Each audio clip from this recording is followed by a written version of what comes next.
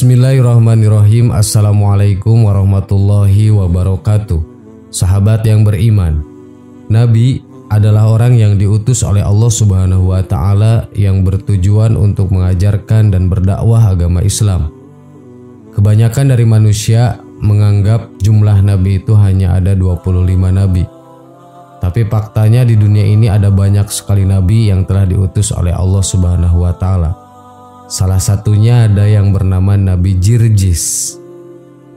Nabi Jirjis adalah nabi yang diutus pada zaman Bani Israel. Sedangkan pada waktu itu wilayah tersebut dipimpin oleh Raja Zolim yang bernama Darian. Raja Darian adalah penyembah berhala, dan berhala tersebut diletakkan di dalam istananya yang dibangunnya dengan sangat megah dan diberi wangi-wangian dari minyak misik. Di depan istana Raja Darian dibuatkan kubangan yang besar diberi kobaran api yang sangat dahsyat. Kubangan tersebut dipergunakan bagi pengikutnya yang menolak untuk menyembah berhalanya. Dakwah Nabi Jirjis diutus oleh Allah untuk mengajaknya memeluk agama Islam. Dan dakwah Nabi Jirjis itu ditolak mentah-mentah oleh raja dan pengikutnya. Setelah terjadi penolakan, Nabi Jirjis pun terlibat adu argumen dengan Raja Zolim. Hasilnya pun Raja Darian kalah berargumen sehingga memerintahkan pengikutnya untuk membunuh Nabi Jirjis. Setelah beberapa kali Nabi Jirjis berhasil dibunuh oleh Raja Darian, dengan izin Allah juga Nabi Jirjis dihidupkan lagi oleh Allah Subhanahu wa Ta'ala. Dilansir dari berbagai riwayat, Raja Darian menyiksa Nabi Jirjis dengan berbagai siksaan sebanyak 70 kali, dan hasilnya pun sia-sia. Karena bekas siksaan yang ada di tubuh Nabi Jirjis dipulihkan secara terus-menerus oleh Allah Subhanahu wa Ta'ala. Sedangkan permaisuri Darian secara diam-diam sudah memeluk agama Islam dengan bimbingan langsung dari Nabi Jirjis. Hal tersebut dilakukan ketika Nabi Jirjis mendatangi istana sang Raja Zolim untuk menunaikan sholat dan membaca kitab Zabur. Setelah mendengar lantunan kitab tersebut, sang permaisuri tersentuh sampai menangis. Dikisahkan suatu ketika hari Allah Subhanahu wa Ta'ala tidak menurunkan hujan selama berhari-hari, sehingga negerinya nyaris hancur. Melihat hal tersebut, Raja Zolim langsung mendatangi rumah Nabi Jirjis dengan membawa bala tentaranya. Setelah sampai di rumah tersebut, ternyata mereka mendapati Nabi Jirjis sedang memperbanyak tasbih kepada Allah Subhanahu wa Ta'ala.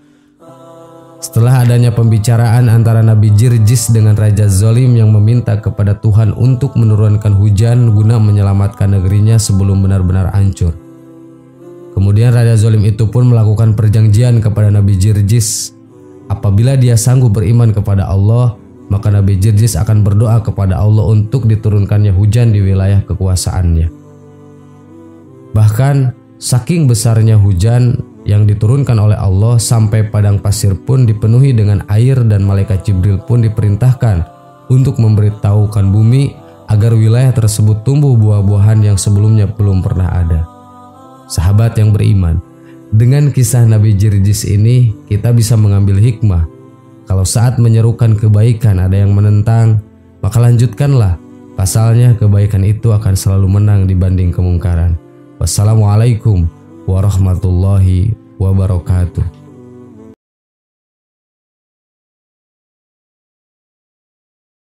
Bismillahirrahmanirrahim. Assalamualaikum warahmatullahi wabarakatuh. Sahabat yang beriman, seperti yang di dalam ajaran agama Islam, jumlah nabi menurut hadis berjumlah 124.000 orang dan Rasul berjumlah 312 orang. Sesuai rukun iman yang keempat, di dalam rukun iman diwajibkan untuk mengetahui 25 orang nabi dan rasul. Dari Abi Dzar radhiyallahu an bahwa Rasulullah shallallahu alaihi wasallam bersabda ketika ditanya tentang jumlah nabi. Jumlah para nabi itu adalah 124.000 orang. Lalu berapa jumlah rasul di antara mereka? 312 orang. Hadis riwayat At-Tirmidzi.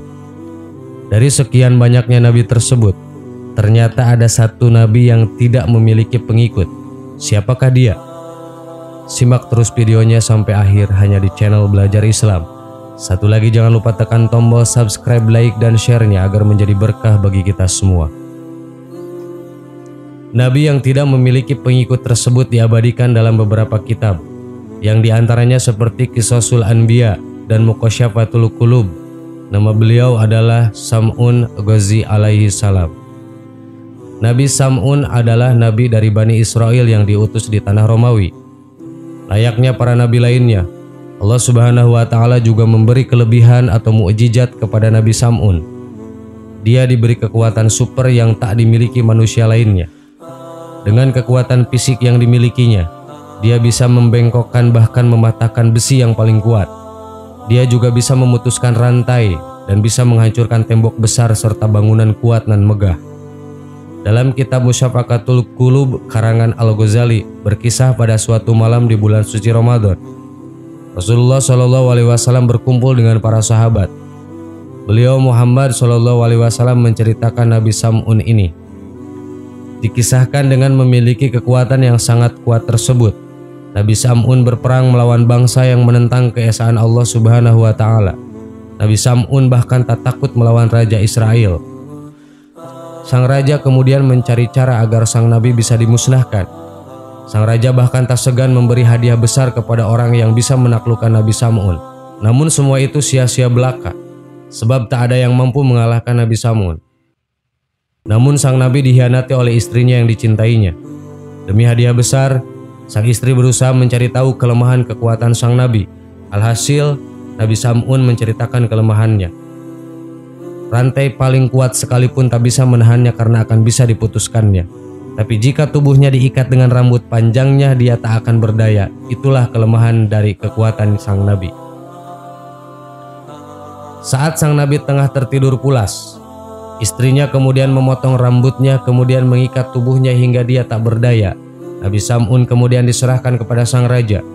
Oleh sang raja, Nabi Sam'un disiksa dan dibutakan kedua matanya. Nabi Sam'un lantas berdoa sembari bertaubat kepada Allah Subhanahu wa Ta'ala. Dia minta diberikan kekuatan agar bisa lepas dari belenggu tahanan. Doanya dikabulkan. Dia lantas menghancurkan istana sang raja dan semua orang kafir yang ada di sana termasuk istrinya. Dia kemudian berjanji kepada Allah Subhanahu wa Ta'ala akan berjuang selama 1000 bulan untuk menegakkan agama Allah Subhanahu wa Ta'ala. Ketika Rasulullah Shallallahu Alaihi Wasallam selesai menceritakan kisah Nabi Sam'un Ghazi alaihissalam yang berjuang fisabilillah selama 1000 bulan, salah satu sahabat Nabi berkata, "Ya Rasulullah, kami ingin juga beribadah seperti Nabiullah Sam'un Ghazi alaihissalam." Kemudian Rasulullah Shallallahu Alaihi Wasallam diam sejenak.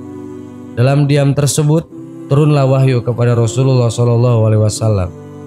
Bismillahirrahmanirrahim. Inna anzalnahu fi lailatul qadr. Wa ma adraka ma lailatul qadr. Lailatul qadri khairum min alfi syahr. Tanazzalul malaikatu warruhu fiha biidzni rabbihim min kulli amr. Salamun khiyya hatta matla'il fajr. Malaikat Jibril alaihissalam datang dan mewahyukan kepada Rasulullah bahwa pada bulan Ramadan ada sebuah malam yang mana malam itu lebih baik daripada 1000 bulan. Pada kitab Qisasul Anbiya dikisahkan bahwa Rasulullah Shallallahu Alaihi Wasallam tersenyum sendiri, lalu bertanyalah salah seorang sahabatnya, "Apa yang membuatmu tersenyum wahai Rasulullah?" Rasulullah Shallallahu Alaihi Wasallam menjawab, "Diperlihatkan kepadaku hari akhir di mana seluruh manusia dikumpulkan di alam mahsyar. Semua nabi dan rasul berkumpul bersama umatnya masing-masing, masuk ke dalam surga. Ada seorang nabi yang dengan membawa pedang yang tidak mempunyai pengikut satupun, masuk ke dalam surga. Dia adalah Sam'un." Hal ini dipertegas dengan sabda Rasulullah Shallallahu Alaihi Wasallam, "Diperlihatkan kepada umat-umatku, lalu aku melihat seorang nabi bersama ar-rot atau sekelompok orang yang terdiri dari 3 atau sampai 10 orang, dan seorang nabi bersama seorang dan 2 orang, dan seorang nabi tidak ada bersamanya seorang pun." Hadis riwayat Bukhari dan Muslim. Sahabat yang beriman, demikianlah kisah Nabi Sam'un Ghazi alaihissalam atau yang lebih dikenal dengan Samson atau Simpson. Semoga dari kisah ini dapat kita petik sebuah pelajaran di dalamnya. Amin. Wallahu a'lam. Wassalamualaikum warahmatullahi wabarakatuh.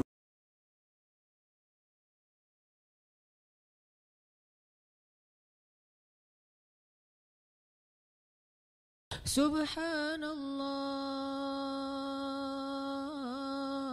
والحمد لله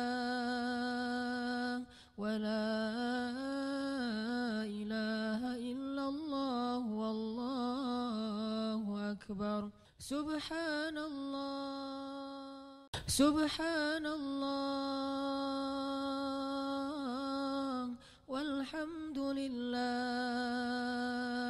ولا إله إلا الله والله أكبر سبحان الله